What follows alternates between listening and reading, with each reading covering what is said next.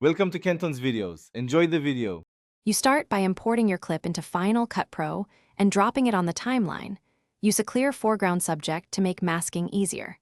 Once done, make proxies at 1/4 or 1/2 resolution if your machine lags, because smooth scrubbing helps precise adjustments. Next, enable background layers by adding a secondary clip or color board beneath your main clip.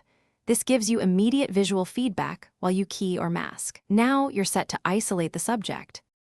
You apply the keyer effect first when the background is fairly uniform, because it automates edge detection and color removal. If the keyer misses areas, use the draw mask to trace complex edges or add a shape mask for simpler subjects. Feathering around 10 to 30 creates natural transitions. Make sure to tweak fill holes and shrink/expand to close gaps and tighten edges, then use dispill to neutralize background color cast. These steps reduce artifacts and preserve hair and fine detail.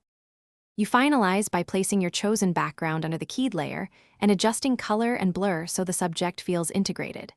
Once done, render the sequence and review at full resolution to spot halos, fringing, or spill. Small tweaks to dispill and edge feathering usually fix those.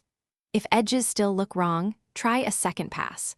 Refine the draw mask or perform frame-by-frame rotoscoping, or, if possible, reshoot with improved lighting and separation. That solves most. Thanks for watching. Consider subscribing if we helped you.